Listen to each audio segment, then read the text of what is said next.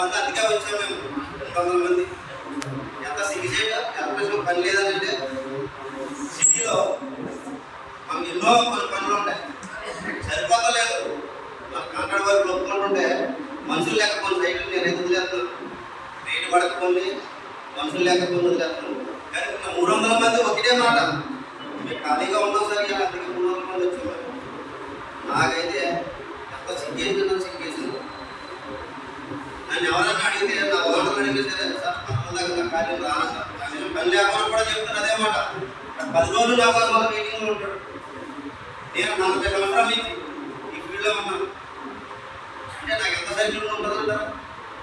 నాకు నెల కాదు 2 దాకా ఆనందం కూడా నా కోసం మీటింగ్ ఉంటారు. అలాగే ఆ స్థాయికి రావాలి. ఎందుకంటే మనం ఎంత కరెక్ట్గా చేస్తామో అంత కరెక్ట్గా వర్క్ మనకి ఇస్తారు.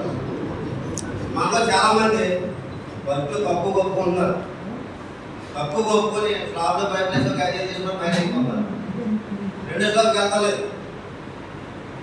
అలాగే వాడలు మనం వేడికెళ్తా ఉంటే మనకి ఎవరెత్తారంటే వర్క్.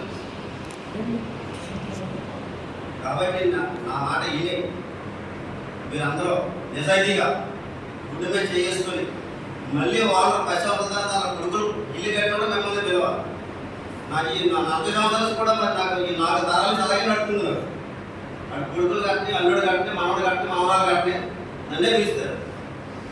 నేను 20 సంవత్సరాల తర్వాత ఎరగట్లో బియ్యం చేశారు. ఈ రోజు నాకు పిలిచాడు ఆయన.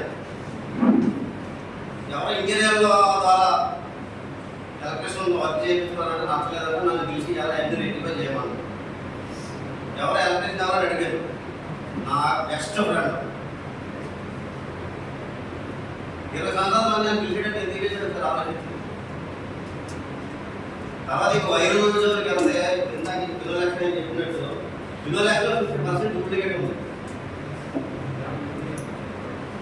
అంటే ఆ 50% డూప్లికేట్ ఉన్నా కానీ దానికి ఏర్పడతారు కొంతమంది, చాలామంది వాళ్ళు. ఎందుకంటే మార్కెట్లో అది అలా వెళ్ళిపోతుంది ఒకప్పుడు, అంటే అంత గుడ్డిగా వెళ్ళిపోతున్నారు. అలాగే ఓనర్లు కూడా మనం అంత గుడ్డిగా పిలిచేలాగా మనం చేసుకోవాలి.